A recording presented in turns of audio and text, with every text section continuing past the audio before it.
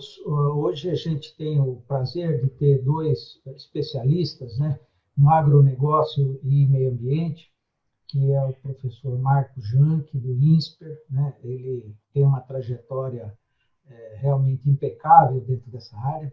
E, claro, o professor Marcos Fava, nosso colega também da USP de Ribeirão, está na FGV, está em vários lugares aí, é uma pessoa, uma ativista do agronegócio assim, sem igual. Então, hoje a ideia desse nosso web seminar, né, seria exatamente discutir essas duas questões. Então, a gente já houve um acordo, o professor Fava Neves vai começar passando algumas transparências, né, durante cerca de 15 minutos. Em seguida, o professor Marco Janck vai dar sequência também por mais 15. E aí, os 30 minutos finais, a gente vai reservar para discussões entre eles próprios também e também as pessoas que estiverem nos acompanhando no YouTube, né? Porque a gente já está lá ao vivo lá.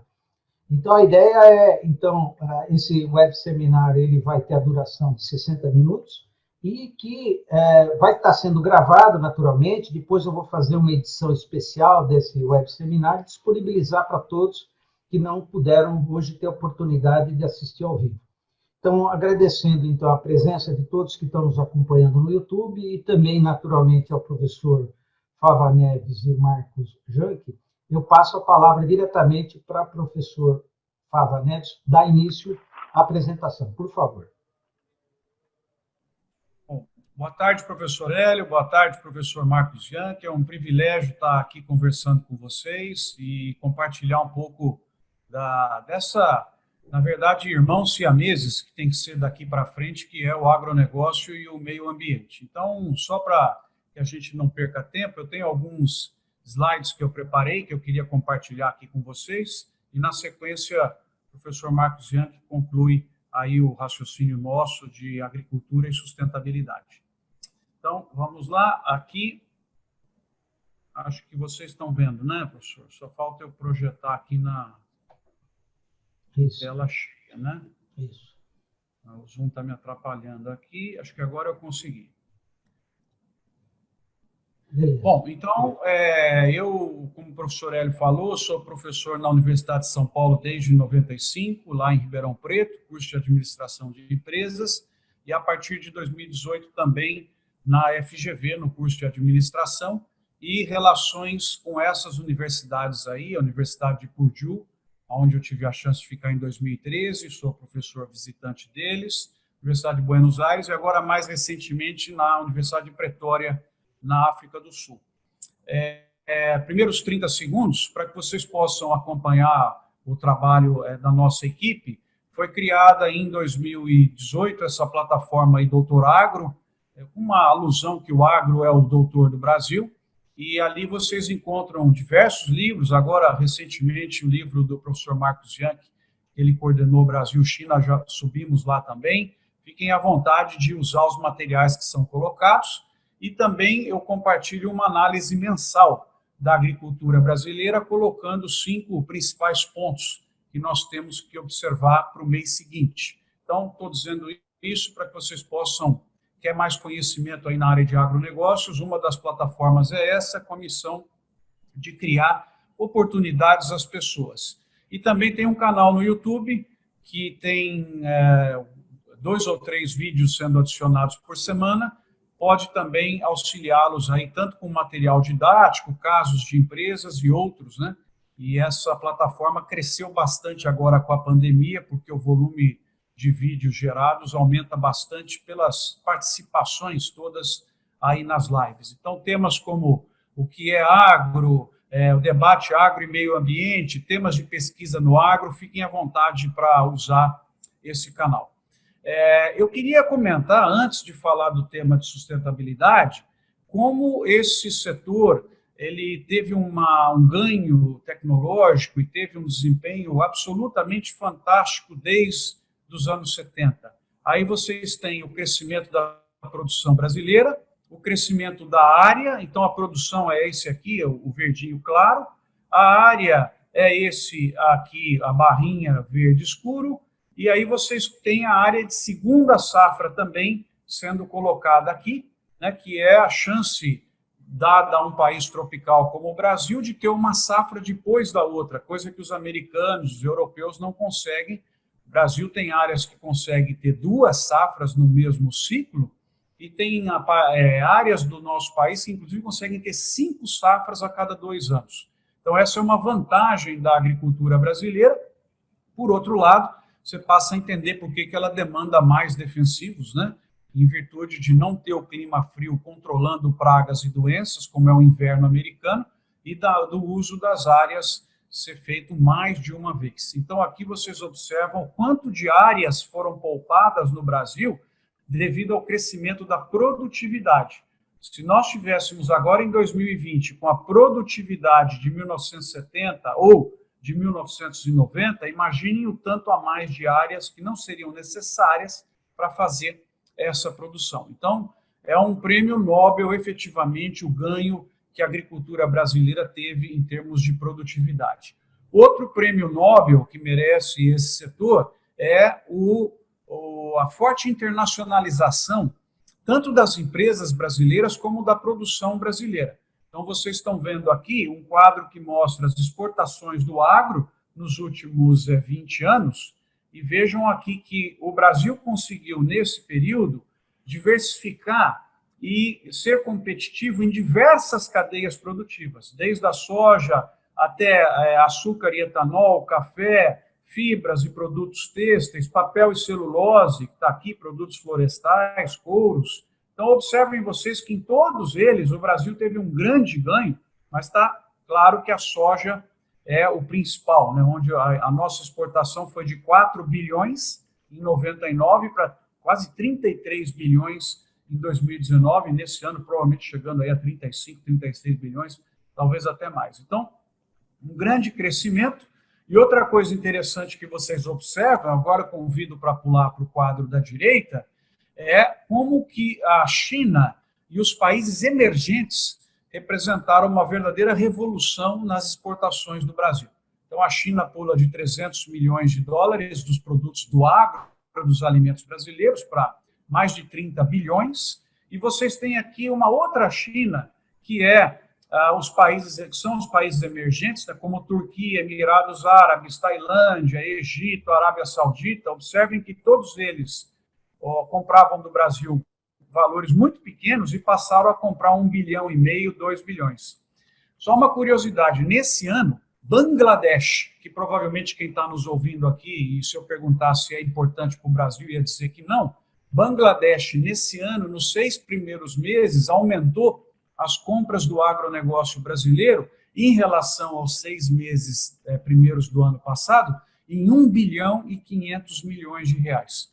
Isso é acréscimo, não é que passou a comprar, é acréscimo em relação ao que comprava. Então, Indonésia, Tailândia, o Marcos depois pode falar mais disso, que viveu 6 anos lá na Ásia, são mercados que prometem muito para aumento de compras do Brasil.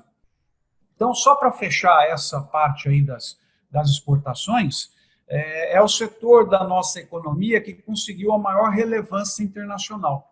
Nós não temos outros setores, produção de automóvel, turismo, aquilo que vocês quiserem comentar, não temos outros que conseguiu galgar uma participação na produção mundial tão grande quanto essa que vocês estão vendo, mas mais o impressionante é o quadro de baixo, que mostra a participação no comércio mundial. Então, praticamente, o milho, o Brasil tem 1/4, o algodão tem 15%, já subindo para 20%, da soja, o Brasil controla metade do comércio mundial.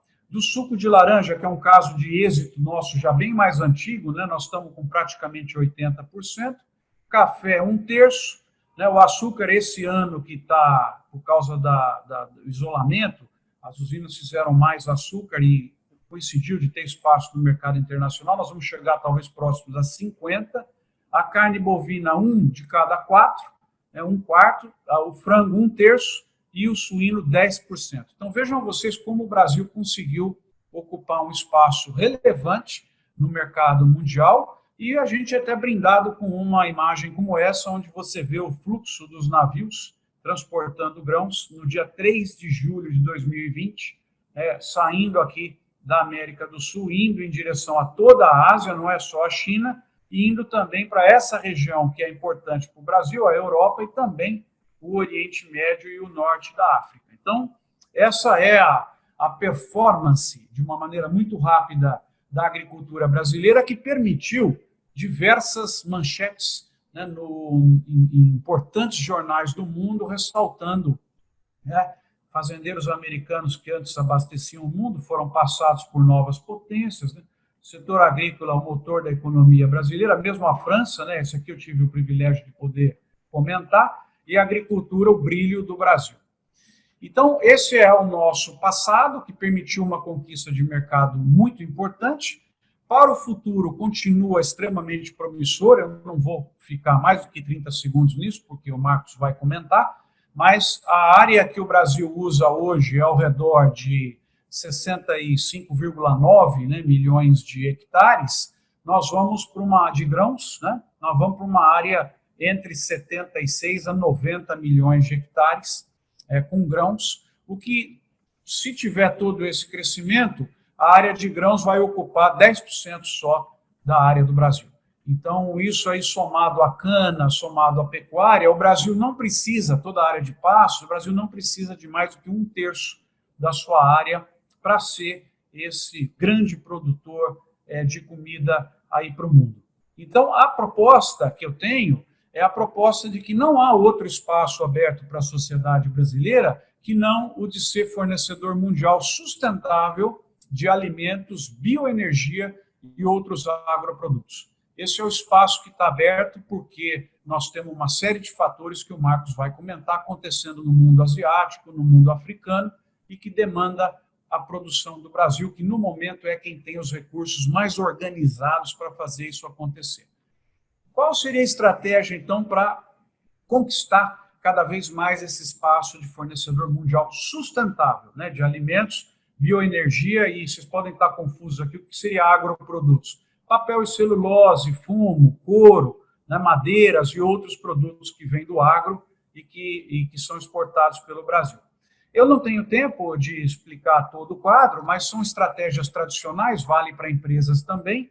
A diferença aqui é que a gente colocou mais a parte de ações coletivas. Então, o Brasil tem que buscar uma liderança em custos, com educação, capacitação, inovação, genética 5.0, agricultura por metro quadrado, eficiência de instituições, né?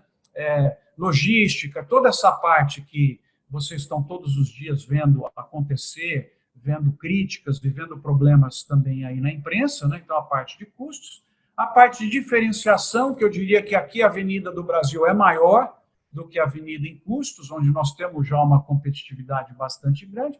Diferenciação, excelência de produto, qualidade, construção de marca, chegar mais perto do consumidor final, toda a questão do storytelling, né, para identidade de origem, design e a parte ambiental. Aqui eu já começo a tocar um pouco no ponto do nosso debate, que é aproveitar as vantagens que o Brasil tem na área ambiental e trazer, talvez esse seja o nosso grande desafio hoje, trazer a Amazônia, que hoje pesa negativamente para o Brasil, para o lado positivo da equação. Então, eu acho que esse é o objetivo número 1 a ser conquistado na temática ambiental. E eu sou um grande fã de ações coletivas, cooperativismo, associativismo com engajamento, outros tipos de organizações e alianças estratégicas. Então, esse quadro aí que pode parecer muito complexo, não é. São as estratégias a serem tomadas para que o Brasil ocupe cada vez mais o espaço de fornecedor mundial sustentável de alimentos. E aí, para concluir, o desafio da sustentabilidade é absolutamente fundamental. E dentre os aspectos da sustentabilidade, eu coloquei esse quadro até para ficar mais fácil para o Marcos falar depois, é que muitas vezes a gente entende sustentabilidade só como uma questão meio ambiente. Não é isso. Sustentabilidade, historicamente, ela é baseada nos 3 P's, que é o People, Planet e Profit, né, que é pessoas, planeta e lucro e economia. Então, coisas como acesso a mercados, na Europa, por exemplo, faz parte de sustentabilidade. Tratamento de pessoas, como nós vimos agora, grandes problemas dentro dos Estados Unidos e da própria Europa no tratamento de quem trabalha dentro das agroindústrias, na colheita de frutas, né? Agora o holofote ficou lá por conta da Covid, nós vimos muita coisa que antes era crítica só aqui do Brasil, né? Acho que até nesse ponto nós estamos melhores, e o aspecto do planeta. E aí, para fechar, o meu último quadro no aspecto do planeta é comentar que esse é o debate do dia, é a confusão do dia. Então, nós tivemos... Vocês têm três coisas aí nessa tela. Primeiro, uma iniciativa muito infeliz, feita por um grupo de brasileiros, entre eles está assinando isso o Observatório do Clima, porque ela, na minha leitura, abaixou o nível da cintura no boxe, né? Ela foi além do que deveria, o desrespeito com pessoas, o desrespeito com o próprio país. O filme que está circulando lá fora, ele é muito negativo e ele prejudica o Brasil. E um pouco de politização também. Então, esse é o ponto hoje negativo, que vai dominar o debate nos próximos 6 meses, 12 meses, né? Aí no meio vocês têm uma outra coisa que é extremamente positiva, que são as empresas colocando recursos cada vez mais para a economia verde. A Apple, por exemplo, declarou que em 2025 ela quer ser carbono neutro. Ela só pode ser carbono neutro na cadeia produtiva dela se ela comprar excedente de carbono de outros. E aí a agricultura brasileira passa a ter uma chance bastante grande de conquistar esses recursos hoje, com ações que já são feitas, entre elas essa da direita, que é a carne carbono neutro. A gente sabe que a carne bovina é um dos mais criticados hoje na questão ambiental mundial, e tem modelos no Brasil já que permitem isso.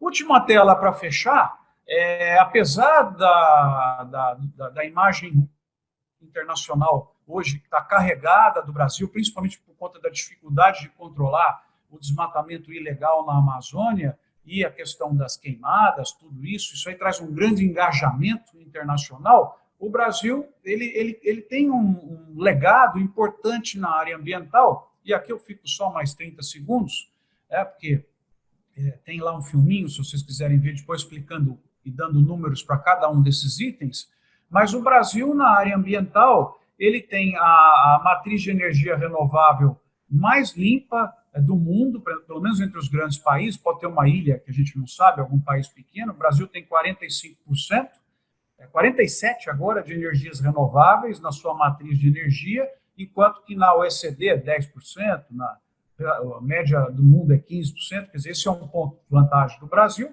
O Brasil não é o maior produtor mundial de biocombustível, os Estados Unidos passou, mas proporcionalmente é o que mais usa, com a adição de 27% de etanol na gasolina e 10 a 15%, né, agora vai diminuir um pouco, mas vai voltar a aumentar, do biodiesel no diesel.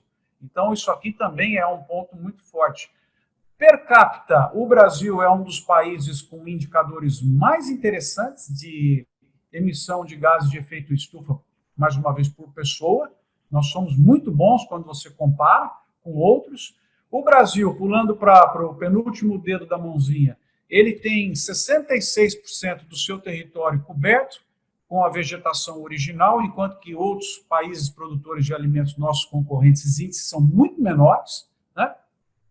Nós temos a presença de um código florestal extremamente rigoroso, aprovado, com dificuldades de implantação e outros problemas, mas ele está aí e ele foi democrático e foi eleito, né, pela grande maioria das pessoas. Onde está pegando negativamente, e esse item acaba contaminando todo o resto, é a questão do índice de desmatamento, principalmente desmatamento ilegal que é feito. E para fechar, e aqui está a graça da pesquisa brasileira, dos engenheiros brasileiros, né, de todo mundo, do órgão público, privado, são as inovações e tecnologias limpas geradas aqui no Brasil e que hoje são exportadas para o mundo e que cada vez mais conquistam espaço aqui. Como a integração lavoura-pecuária-floresta, que permitiu aquele boi carbono neutro, certificação, rastreabilidade na área ambiental, conversão de áreas, agricultura regenerativa. Talvez vocês viram recentemente a empresa Rizoma, que captou dinheiro lá de fora, que trabalha, do antigo piloto de Fórmula 1, do Pedro Paulo Diniz, trabalha com regeneração de áreas, tratamento de resíduos e reciclagem, economia circular, depois nas perguntas a gente pode falar um pouco mais disso, integração cana, milho, pecuária, aí você pega o resíduo de um, vai como fertilizante do outro, enfim. Bioinsumos, que o Ministério tem trabalhado muito, plantio direto e outras coisas que são tradicionais do Brasil, agricultura por metro quadrado, que não permite mais desperdício, e outras tecnologias. Então, essa seria a conclusão. Para fechar, o Brasil, até o momento, fez um trabalho sensacional na agricultura, tem muitos desafios pela frente, dá para crescer, para se tornar esse fornecedor mundial, mas a área ambiental tem que estar cada vez mais incorporada dentro da agricultura e caminhar como irmãos siameses para conquistar esse mercado. Por isso que eu falei, fornecedor mundial sustentável de alimentos, bioenergia e outros agroprodutos. Professor, desculpa, passei 1 minuto aí do tempo prometido, mas está aí dada a mensagem. Deixa eu tirar aqui a tela para não atrapalhar mais. Beleza, muito Obrigado boa. Parabéns. Muito boa a tua apresentação. Agora é a vez do professor Marcos Janck, por favor. Bom, boa tarde a todos que estão aqui nos ouvindo, boa tarde ao professor Hélio e ao meu colega Marcos Fava Neves, também exalquiano como eu e que já nos conhecemos há muito tempo, nem vou dizer quanto, mas desde o começo da carreira do Marcos, já a gente se conhece, acompanhou aí todos os movimentos da USP de construção da área de agronegócios, né? Desde o antigo programa de estudos de negócios do sistema agroindustrial, PENSA, que nós dois fomos membros e fizemos as nossas teses lá, até agora todo esse trabalho que o Marcos está fazendo lá em Ribeirão Preto, a Exalc, que continua muito forte nessa área. Eu estou saindo agora de um período de 1 ano e meio que eu também atuei como catedrático lá da Luiz de Queiroz, a Cátedra Luiz de Queiroz, que justamente foi para analisar a questão Brasil-China, que o Marcos comentou. A gente fez um livro com chineses, em inglês, de 430 páginas, 12 capítulos, cobrindo as principais questões que estão em torno da relação Brasil-China no agronegócio, né? Deixa eu botar aqui a minha apresentação rapidamente, só para complementar o que o Marcos trouxe. Só um minutinho. Deixa eu ver se eu consigo ir direto. Conseguem ver aí? Sim. Tela cheia? Beleza, tela cheia. Pode levantar a brasa. Bom, então basicamente, quer dizer, eu vou complementar o que o Marcos trouxe aqui, entrando um pouco mais no tema da relação entre agronegócio e meio ambiente, já que o Marcos fez a introdução já dessa grande evolução que o agronegócio teve no Brasil e no mundo, né? O Brasil no mundo. Vamos falar um pouco mais dos atuais problemas de meio ambiente. Nesse momento eu faço parte do INSPER, né? Que é uma escola que oferece cursos de economia, administração, engenharia, o ano que vem direito, mas que tem hoje um centro de agronegócio global. Todas as grandes escolas de economia e de administração hoje caminham para ter uma área de agronegócio, que é uma evolução muito bacana. A GV também tem uma área que o Marcos dá aula lá, inclusive, o INSPER, e todas as escolas mais tradicionais também de agro hoje têm essa área de economia e administração.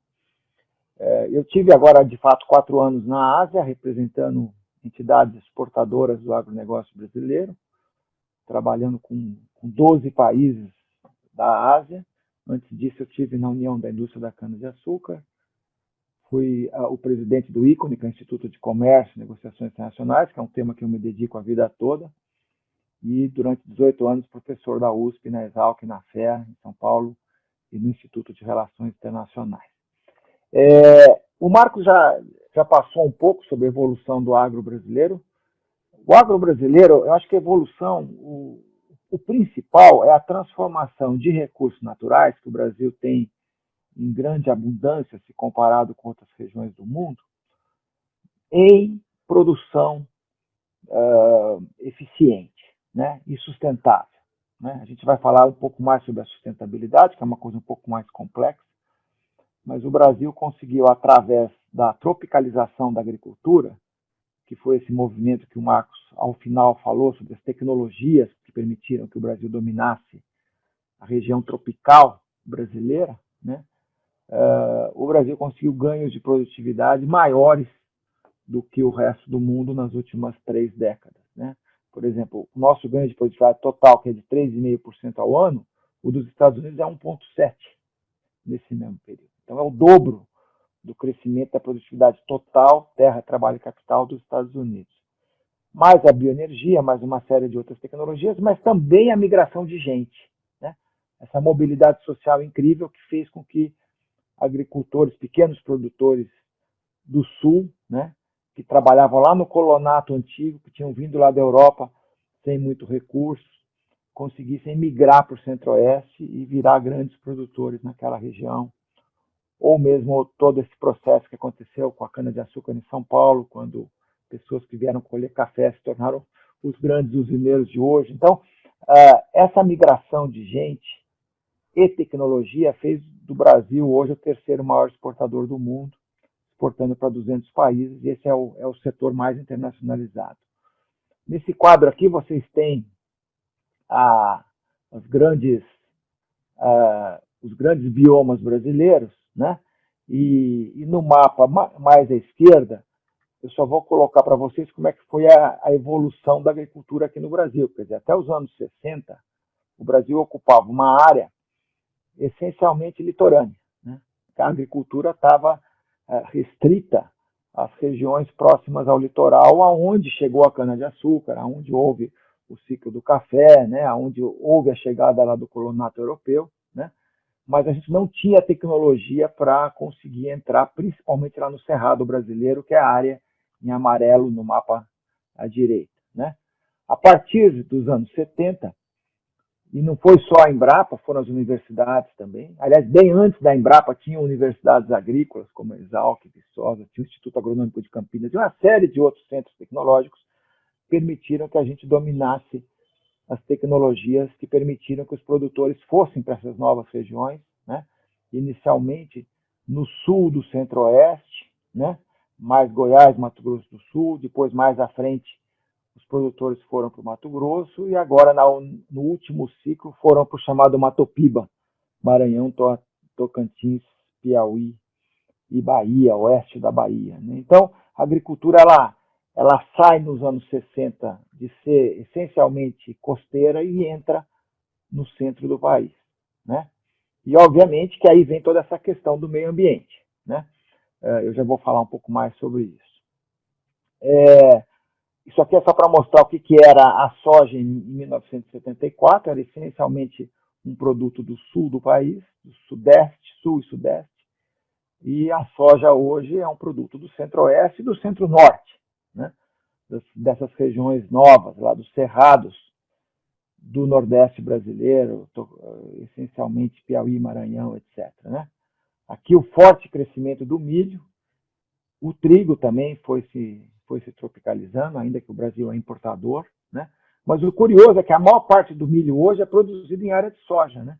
Essencialmente com 2 safras por ano na mesma área, né? Integração soja e algodão, ou soja e milho, né? E mais à frente, é o que está acontecendo hoje, é isso que a gente chama de integração lavoura-pecuária, que é a possibilidade de, na mesma terra, no mesmo ciclo de chuvas, sem irrigação, fazer soja, milho e gado ao longo do ano, né? Então, essa característica do agronegócio brasileiro é fantástica, porque isso não acontece em clima temperado, né? As grandes regiões agrícolas do mundo, Estados Unidos e Europa, têm limitações de sol, de chuva, de clima, para poder fazer 2, 3 safras por ano. E o Brasil hoje consegue fazer isso. Então, a produtividade, obviamente, cresceu aqui no Brasil de maneira muito grande nos últimos anos, né? Então, por exemplo, vocês veem aqui nesse quadro as áreas de adoção de integração lavoura-pecuária, que eram menos de 2 milhões de hectares em 2005, hoje já chegam a 15 milhões de hectares, né? E mesmo a pecuária, né, que é onde está a maior parte do uso da terra agrícola aqui no Brasil, né? O Brasil usa mais ou menos 30% da sua área total com agricultura, né? E aí a gente tem em torno de 70 milhões de hectares, 65, 70 milhões de hectares de agricultura, e temos 165 milhões de hectares de pastagem, né? Mas essas pastagens, ao longo do tempo, elas estão caindo, como a gente vê aqui.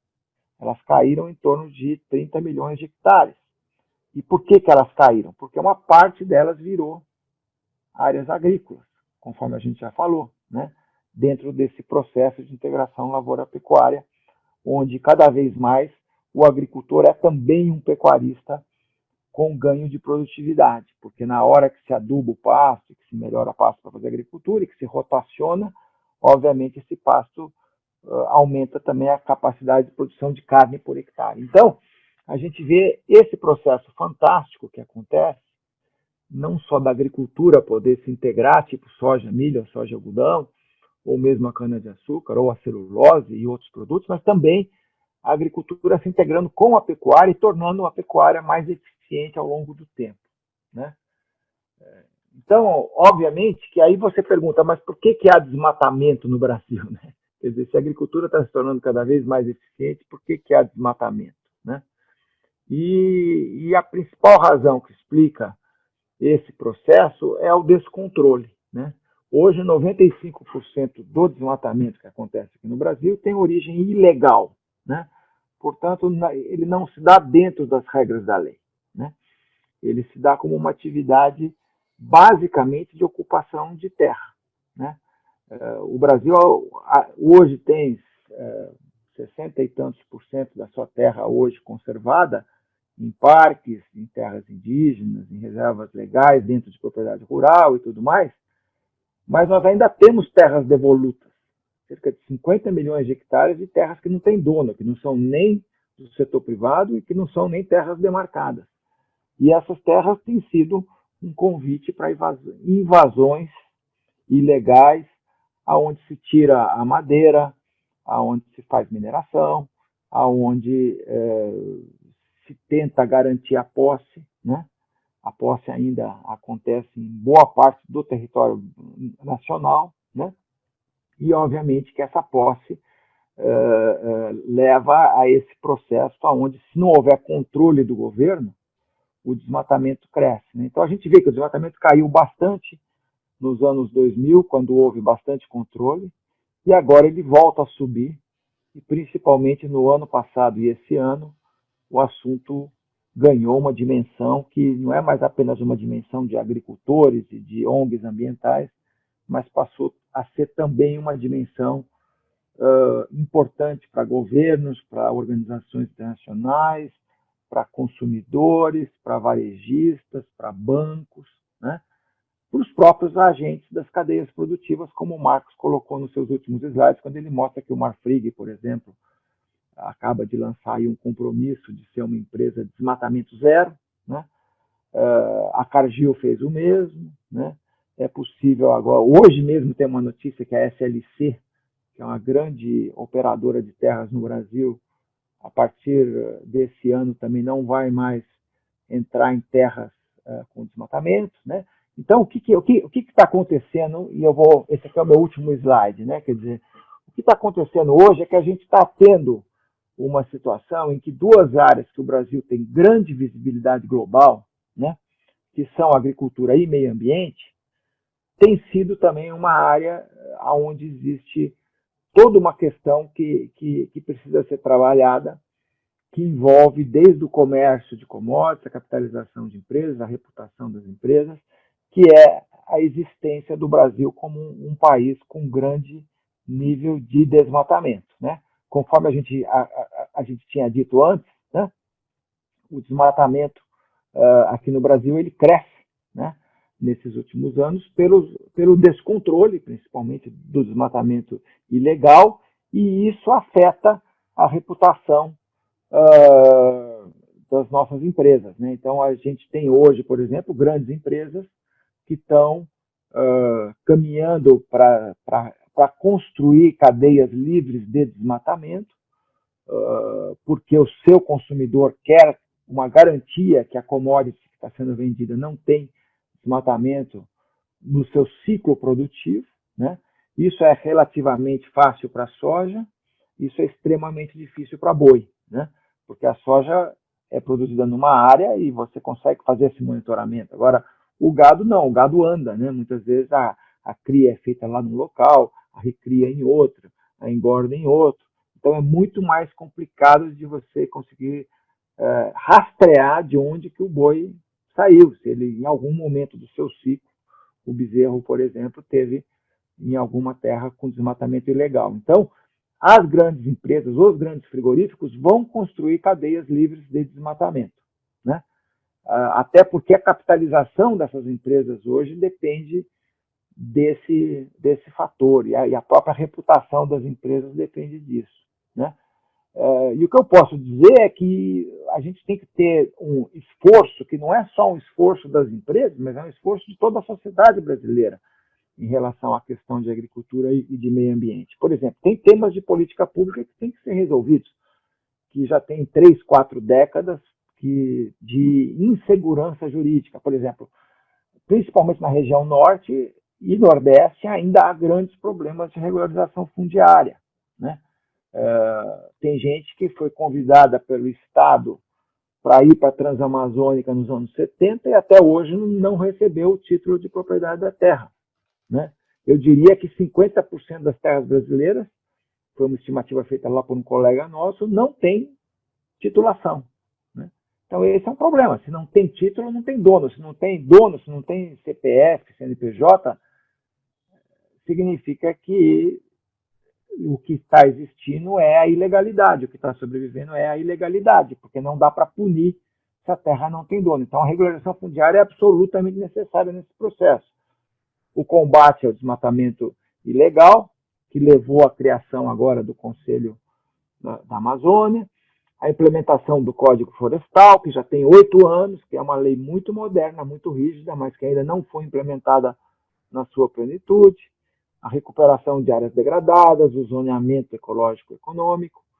Enfim, tem uma série de desafios de política pública a serem vencidos, e não são desafios deste governo, e nem do governo anterior, são desafios do processo caótico de ocupação que aconteceu no Brasil, principalmente na região norte e em boa parte também de áreas lá do Nordeste, e também lá do Centro-Oeste, mas o Centro-Oeste com o tempo foi resolver nesses problemas, mas o Norte ainda não resolveu. Então tem muito tema de política pública, e tem também temas de readequação privada, porque o que a gente vê hoje é que, principalmente, as empresas que estão mais expostas ao mercado internacional estão construindo cadeias livres de desmatamento, com rastreabilidade, com certificações, atendendo a critérios de ESG, acho que todo mundo aqui está acompanhando o famoso ESG, que são critérios de meio ambiente, critérios sociais e de governança corporativa, que todas as grandes empresas estão hoje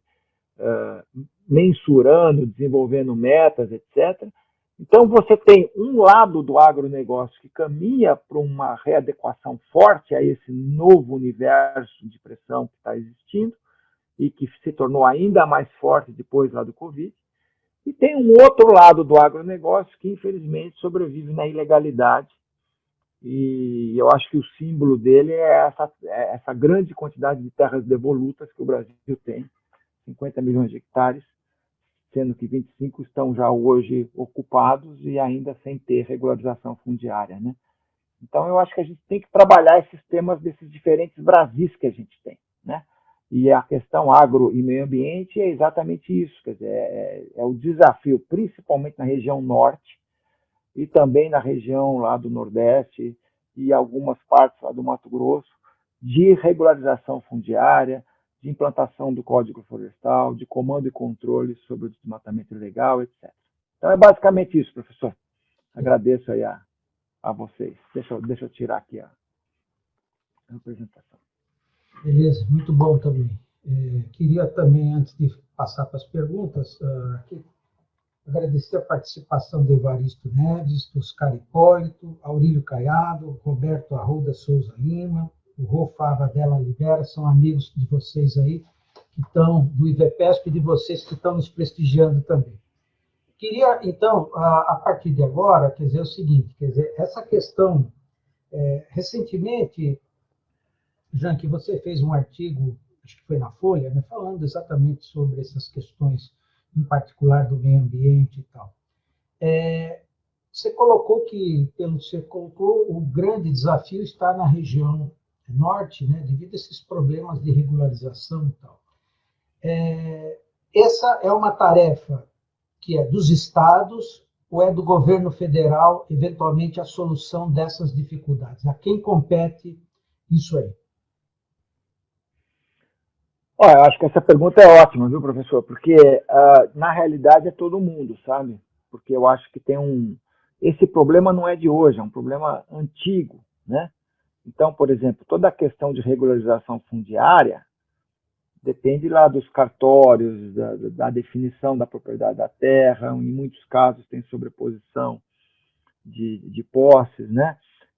Então, você tem muita coisa que tem que ser feita no nível municipal, no nível estadual, mesmo o Código Florestal, certo? Onde a gente avançou muito com o chamado CAR, que é o Cadastro Ambiental Rural, né? Que hoje nos dá uma fotografia muito boa, mas é autodeclaratório dos produtores, ele ainda precisa ser confirmado pelos órgãos públicos, né? Ele pode ser um elemento, inclusive, para definir a rastreabilidade de produtos, a adequação das propriedades rurais, e o CAR vem junto com o PRA, que é o Programa de Regularização Ambiental, né? Então a gente tem que fazer uma regularização fundiária de um lado e temos que fazer uma regularização ambiental do outro lado, que é justamente nos casos em que existe indefinição em relação por exemplo, aonde o produtor tem ainda passivos ambientais, certo?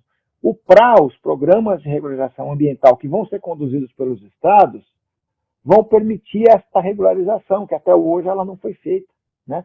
Então a gente tem vários problemas ainda de implementação, tanto do Código Florestal, 8 anos depois da sua aprovação, que é um código que eu lembro muito rígido, né, tal, que está se pedindo para que o produtor faça aqui no Brasil é muito mais do que produtores fazem em outros lugares do mundo. Ele tem que deixar de 20% da propriedade com reservas legais no sul, 35% nos cerrados do centro-oeste, mais lá para o norte, e 80% na Amazônia. Então, mas isso não foi implementado ainda na sua plenitude, né? Então, eu acho que aí tem que haver esse esforço de cooperação dos estados com o governo federal, com os municípios, e isso tem sido muito difícil, sabe? Eu acho que a novidade agora é que a gente está tendo uma pressão do mundo privado por isso, certo? Agora, o risco nosso, qual que é? É que a pressão do mundo privado crie um sistema que vai atender o que o mundo privado quer lá fora, via bancos, via compradores, etc., grandes empresas com grandes produtores, e isso atende o que está se pedindo lá na Europa, principalmente, e também mais em outras partes, e a gente continua tendo esse mundo sem lei, com desmatamentos ilegais, com falta de implementação de código florestal, etc., acontecendo à margem, né?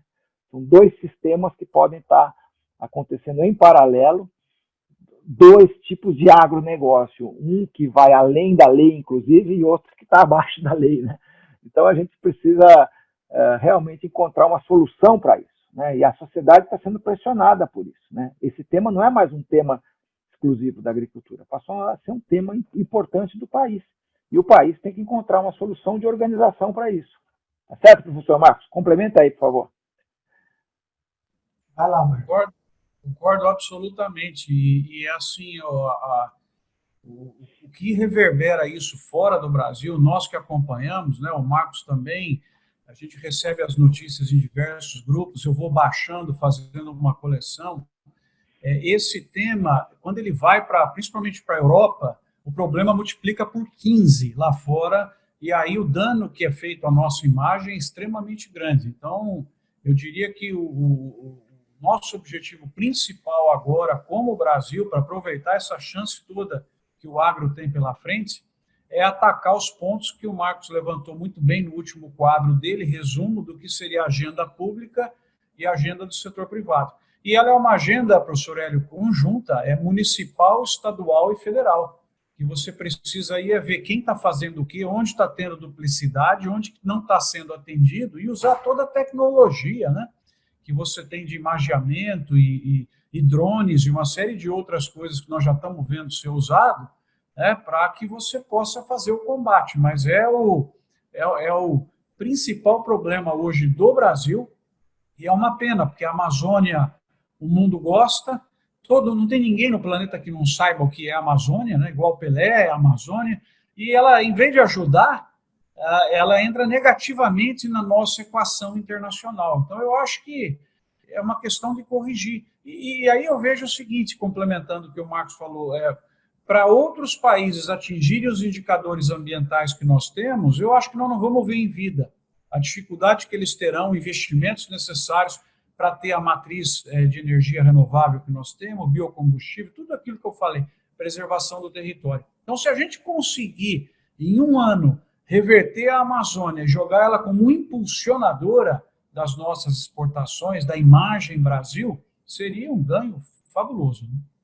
Então, Marcos, então, assim, complementando ainda o que você falou, quer dizer, você colocou realmente na tua apresentação, né, informações assim que não tem como não, vamos dizer, não ser verídica, né, sobre essa questão da situação energética que a gente tem, como você falou, energias renováveis e tal.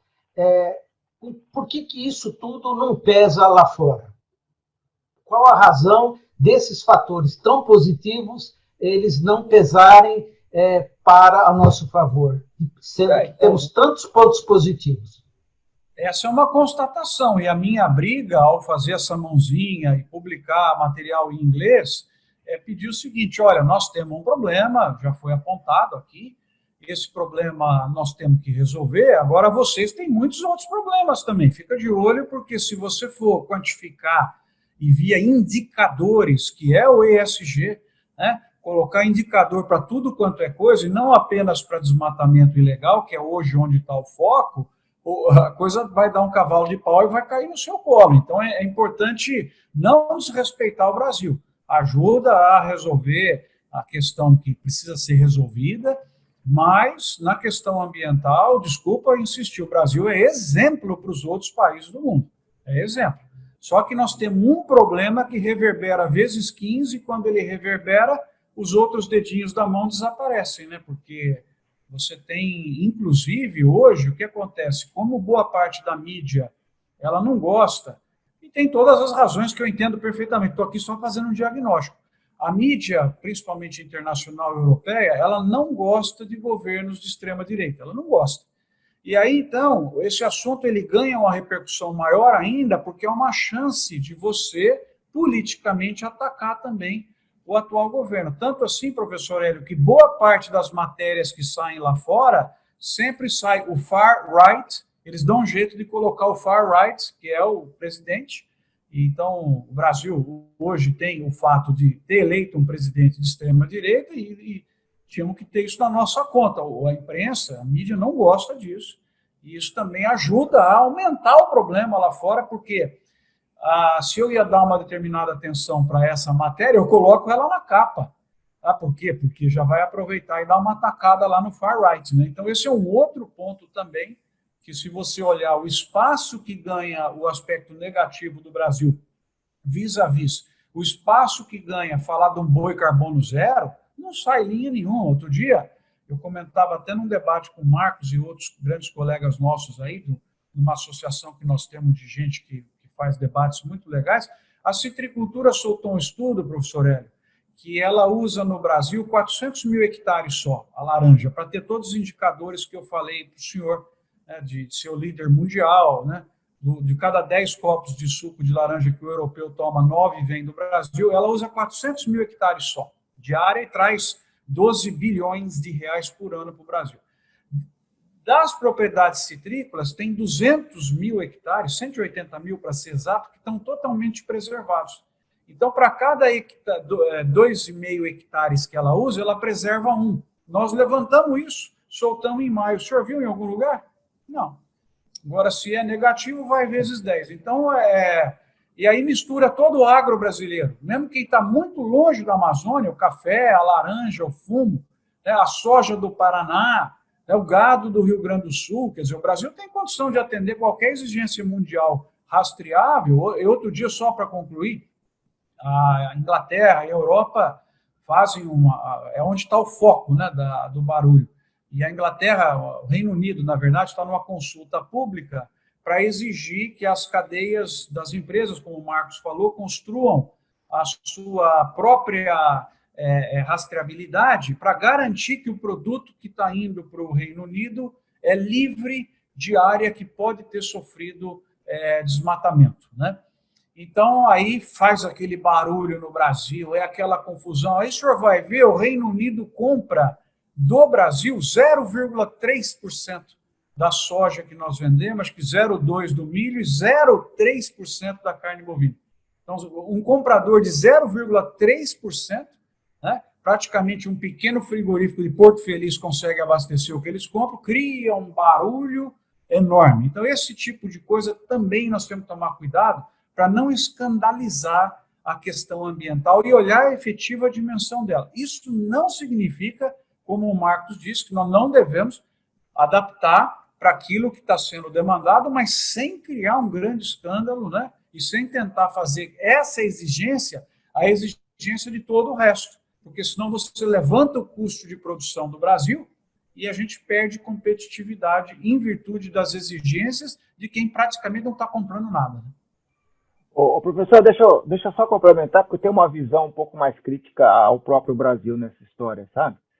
Eu acho que a gente tem que separar o que é estoque de conquistas do que é o fluxo de problemas hoje, sabe?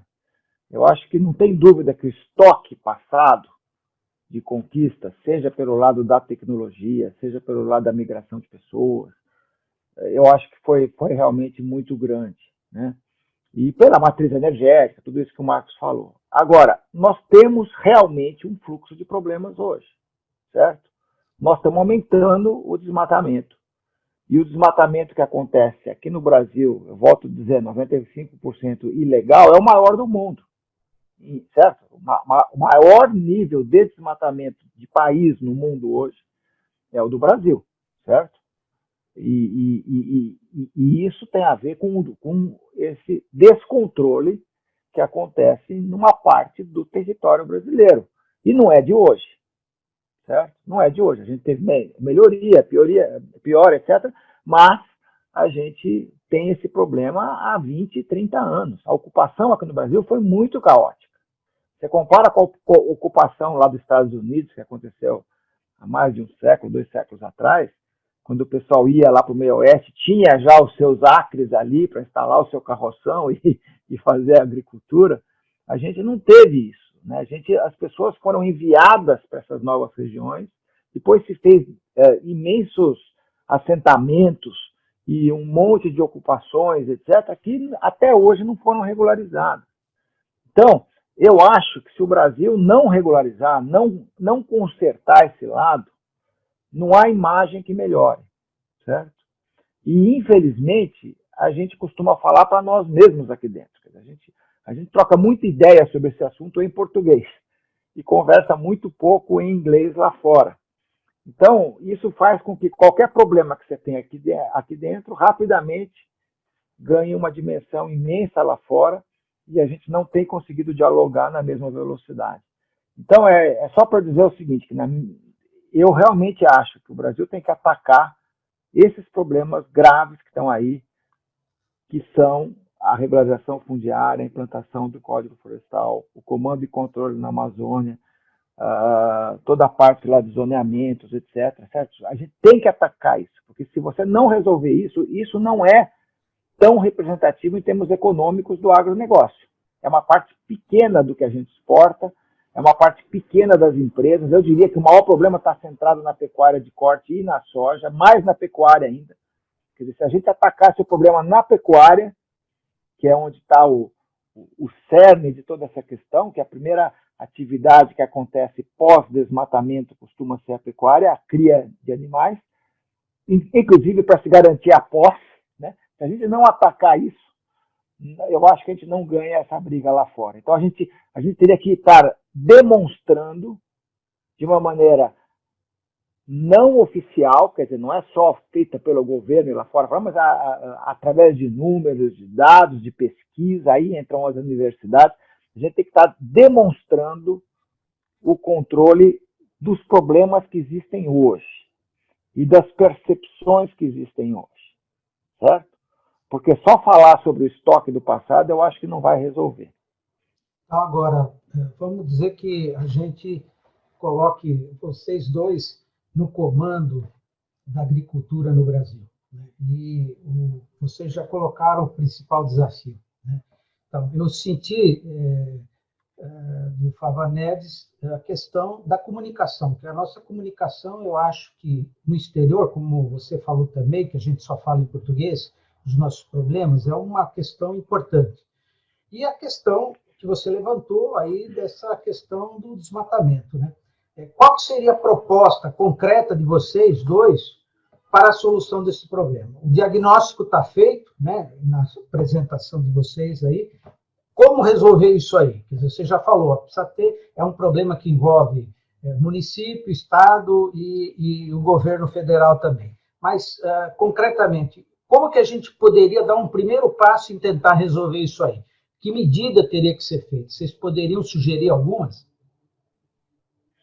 Deixa eu entrar rapidamente aqui, Marcos. Eu acho o seguinte, regularização fundiária, certo? Está em pauta, tentou se aprovar, até agora não saiu, né? É super importante. Não há solução se não tiver direito de propriedade. Não há sistema capitalista que funcione sem você definir a propriedade, certo? E, infelizmente, boa parte do país, talvez 50% das terras do país, não tem os direitos de propriedade bem definidos por N problemas históricos. Então, isso acho que é fundamental e é papel do governo.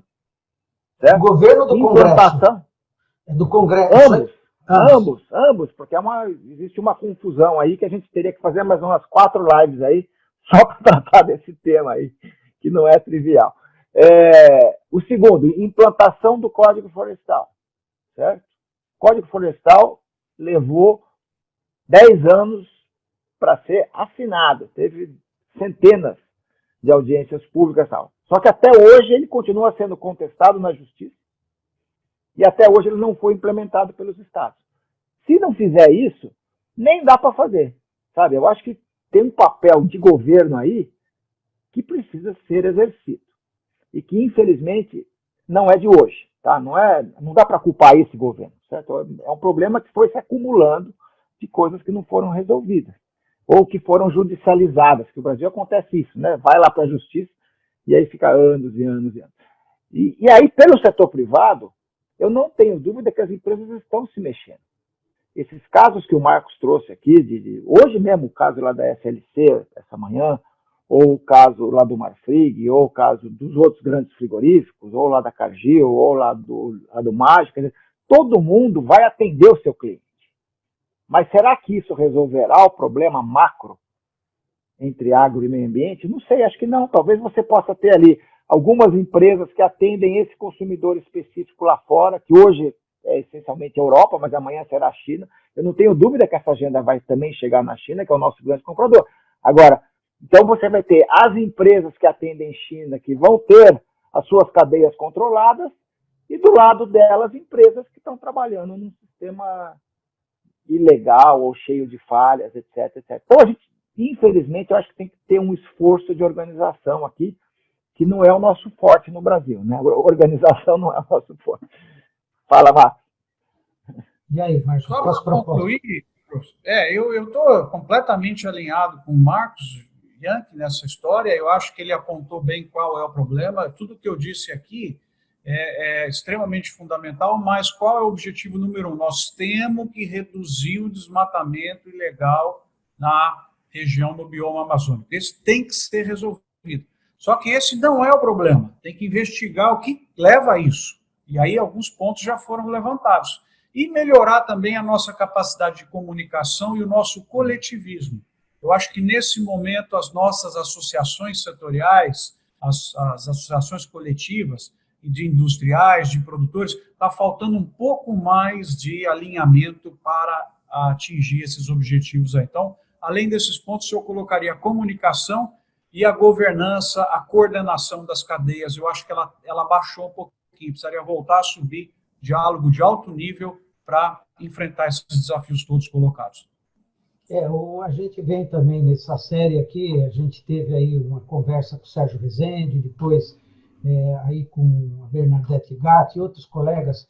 Então, assim, tanto a questão da ciência, tecnologia, a questão da educação, a gente vê que falta realmente um plano de Estado, né, para todos os setores. Eu acho que no caso da agricultura também, que você colocou, né, João, que a questão de que município, Estado e o governo federal, a gente tem uma Secretaria de Meio Ambiente em qualquer município, também tem num governo estadual, e tem também lá. E não há nenhum tipo de integração, né? Vocês acham possível que um dia essa integração possa vir a ocorrer? Como é que isso poderia ser feito para a gente poder encerrar aqui esse web seminar? Eu começo agora, Marcos. Eu acho muito difícil, professor, porque o Estado parece que ele tem dificuldade de querer se organizar, né? Porque ao se organizar ele vai se reduzir. E ele não tem interesse na sua própria redução. Nós já debatemos muito isso. Então, o que acontece é que você tem aeroporto que é estadual, o outro é federal, o outro é municipal, e aí você tem estrutura municipal, estrutura estadual, estrutura federal. Então, eu acho que o Brasil, não sei, ele precisaria passar por uma simplificação.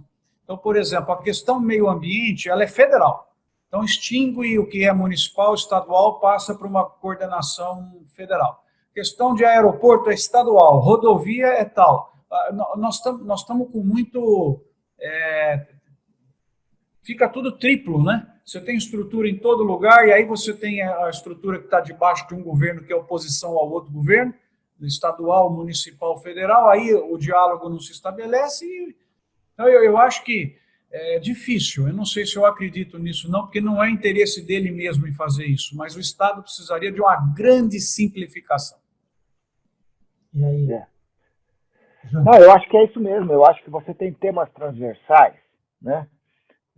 Vamos pegar aqui, infraestrutura, né? Relações internacionais, meio ambiente, sanidade, né?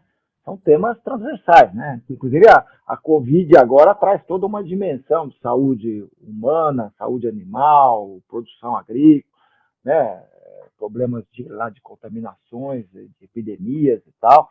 Você tem epidemias que atingem o ser humano. Então, tudo isso depende dessa coordenação. Essa manhã mesmo, num dos eventos lá do Agro que eu participei, se discutiu da imensa dificuldade que é coordenar a sanidade federal com a sanidade estadual e com a sanidade municipal, né? No mundo lá dos frigoríficos, que é um outro problema. Acontece a mesma coisa com essa questão da regularização fundiária, esses problemas eles são repetitivos aqui no Brasil, e parece que a gente sempre joga para frente, empurra para frente, porque entra alguém lá no governo, vê que não vai resolver no seu mandato, então joga para frente, entendeu? Porque esse é um dos problemas, quer dizer, né? Existe a troca de poder, existe essa coisa de estar o tempo todo lá em campanha e tal.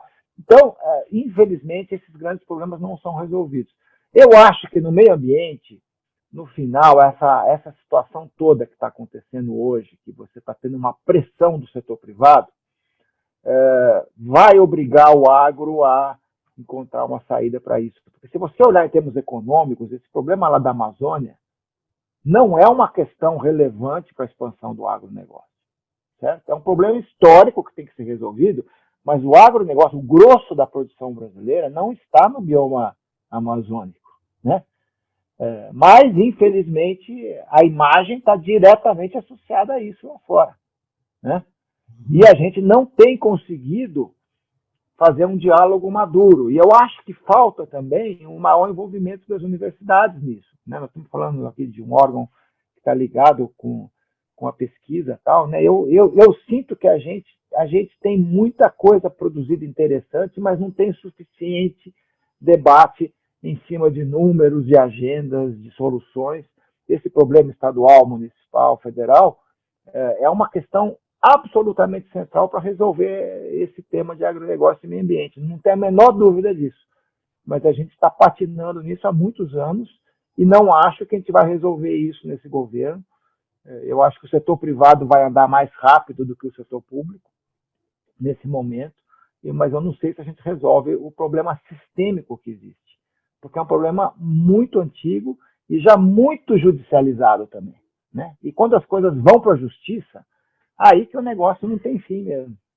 Agora, a última pergunta, que essa é uma curiosidade que eu tenho também. A gente está falando bastante da Amazônia. Qual que seria o potencial da Amazônia para o agronegócio aí no futuro? Pelo que eu entendi, a gente já tem, pelas todas as planilhas aí que vocês apresentaram, um resultado tão importante. O que a Amazônia, no caso, ela representaria para o agronegócio quando ela realmente pudesse ser utilizada? Como é que vocês veem isso? Começo aqui, Xará. Rapidinho, então, você complementa. Pode. Professor, a Amazônia não pode ser também considerada como uma única coisa, né? Você tem diversos tipos de biomas, de tipos de floresta. Você tem área que a agricultura vai bem, já está lá acontecendo. Então, eu acho que ela é um pacote que tem que ver a pessoa que está lá também. São 25 milhões de pessoas, 2 cidades de São Paulo vivem lá. Quando você fala em Amazônia, as pessoas tendem a acreditar que é só um conjunto de árvores, né? Não, você tem lá atividades produtivas acontecendo, e eu acho que ali um plano estratégico deve considerar todas as suas possibilidades com preservação e sustentabilidade.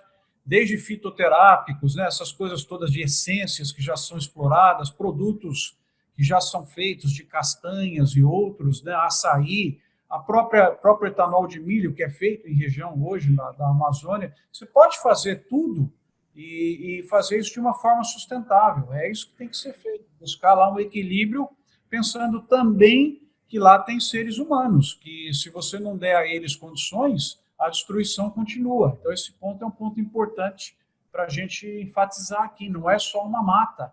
Lá você tem um conjunto muito grande de coisas acontecendo, que com certeza a criatividade humana, agora que botou esse assunto como foco, eu acho que nós teremos boas propostas aparecendo aí cada vez mais. Eu também, o que eu acho assim, a gente tem uma Amazônia que está antropizada, né, que já foi ocupada pelo ser humano, e que representa em torno, se eu não me engano, 16% da Amazônia, lá no total, certo? E ali a gente tem que encontrar uma saída para uma situação de antropização que já existe. E para mim essa saída é através da intensificação da agricultura, por exemplo, no sentido da integração lavoura-pecuária, por exemplo. Acho que é um fato que você pode produzir muito mais e gerar mais rentabilidade nessa área se você intensificar, né? Porque uma coisa, quando você ocupa de uma maneira caótica, a produtividade é baixíssima, a ocupação histórica é essa, que você queima, desmata, queima mais um pouco, desmata mais um pouco, né? Quer dizer, isso daí não pode mais existir, e nas áreas antropizadas a gente tem que buscar uma equação de produção, produtividade, controle, que gere realmente produção e renda. Agora, na Amazônia que está de pé, é o que o Marcos falou, né? É essa busca do que se chama hoje de bioeconomia, certo? Você pode encontrar isso em diversas atividades que preservam a floresta em pé, mesmo o manejo florestal controlado, tá? Uma série de coisas que a gente sabe fazer, que a gente tem feito no Brasil, só que elas nunca ganharam a dimensão que fizesse com que a floresta em pé valesse mais do que a floresta derrubada. E a floresta derrubada vale mais do que a floresta em pé porque existe a ilegalidade, certo? Existe o convite à invasão. Infelizmente, isso ainda acontece no Brasil, por falta de controle, né? Então, assim, a gente tem realmente um agro brasileiro muito desenvolvido, eu diria século XXI, de verdade, né?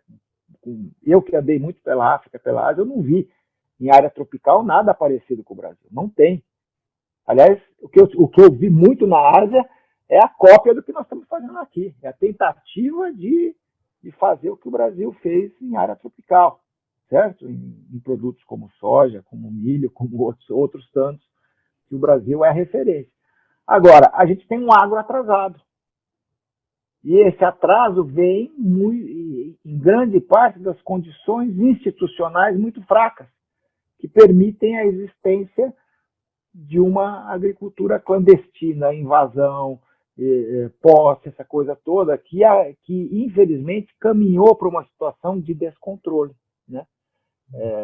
Então a gente precisa atuar em cima disso com uma solução que traga renda, né? Porque aí vem essa coisa que também foi dita aí pelo Marcos, que é o tripé, quer dizer, nós estamos falando não de meio ambiente, o nosso tema aqui hoje é meio ambiente, mas a solução é a sustentabilidade, é a combinação do meio ambiente com o econômico e com o social. Quer dizer, o que adianta você falar, vamos então fechar a Amazônia? Bom, mas tem 20 milhões de pessoas, 23 milhões de pessoas que vivem lá, que foram levadas para lá em algum momento.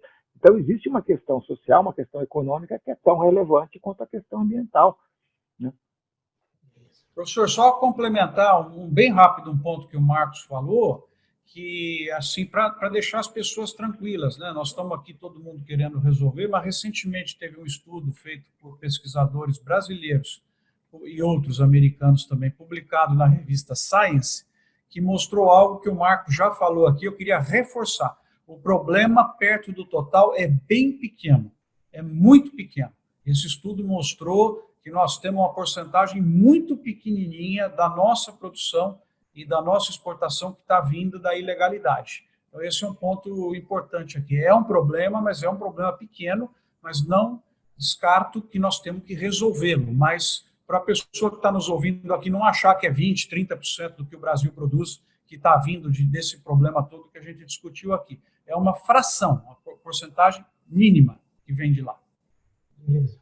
Bom, a gente até já passou um pouco do tempo aqui, porque realmente o tema é muito interessante e, como vocês próprios disseram, realmente é um dos pilares, né, de sucesso do Brasil, está no agronegócio. Então, a gente tem que realmente procurar, primeiro, né, saudar todo esse resultado tão positivo, que é o histórico aí que o Jank falou, mas a gente pensar no futuro. Então, eu queria agradecer tanto ao Marcos Fava quanto também ao Marcos Jank pela excelente apresentação. Queria também, então, passar a palavra primeiramente para o Marcos Jank, para as suas considerações finais, e depois para o Marcos Fava, para depois a gente encerrar. Por favor. Eu acho que é um pouco essa questão da nossa multiplicidade, né? Quer dizer, o Brasil é um país continental, com realidades econômicas, ambientais, sociais muito diversas, né? E a gente tem aqui, nesse tema de hoje, eu acho que agronegócio e meio ambiente são os dois temas de maior visibilidade do Brasil hoje, né?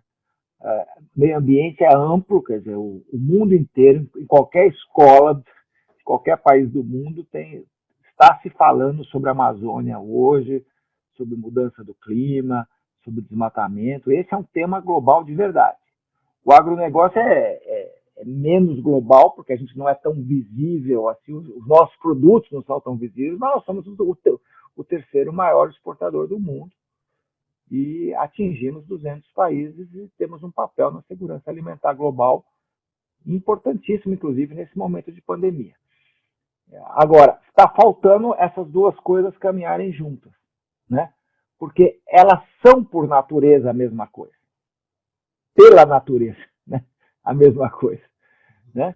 E a gente tem que fazer esse negócio andar junto, essas duas áreas andarem juntos, e isso depende de organização, essencialmente. Depende de resolver questões que foram empurradas com a barriga durante muito tempo.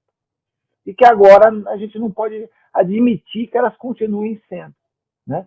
Então, é isso, quer dizer, não é um problema econômico do agronegócio que está em jogo, é uma questão do desenvolvimento histórico do país, que hoje atinge, infelizmente, a imagem não só do agro, mas do próprio país, mas que pode ser resolvido.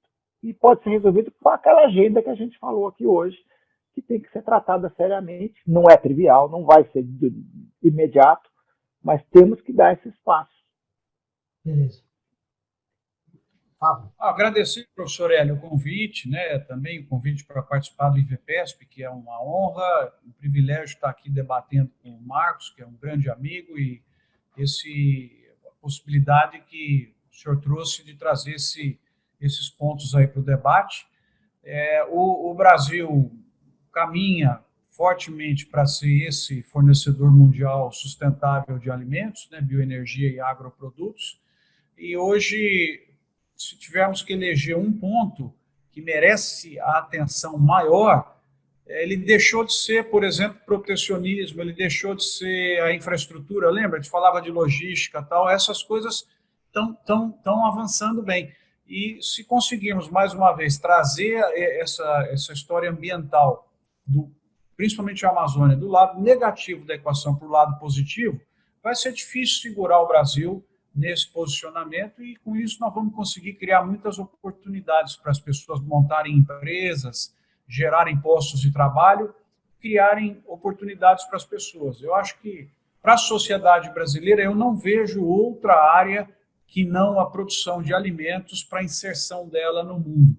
E eu costumo brincar, é o último comentário, eu prefiro estar sentado em cima de 50% do comércio mundial de soja do que ter bomba atômica.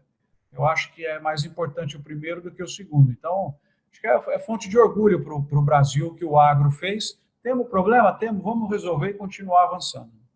Beleza, obrigado. Bom, a todos que estão nos acompanhando aqui no YouTube, queria agradecer a todos a presença, comentários. Eu vou depois, todos esses comentários, passar para os dois palestrantes também, né? Muitos cumprimentos. Não houve muitas perguntas, porque eu acho que a exposição de vocês foi tão clara e que todos falaram que acho que não resultou em nenhuma pergunta, né? Porque vocês foram muito felizes na apresentação dos dois. Bom, então eu queria, ao encerrar, agradecer a presença novamente do Marcos Janck e também do Marcos Fava, todos que nos acompanharam, desejando uma boa noite, e dizer que quinta-feira que vem a gente vai voltar com essa série. Nós vamos ter o professor Fava, que foi reitor da USP, que vai falar com a gente aqui também sobre o papel das fundações, né?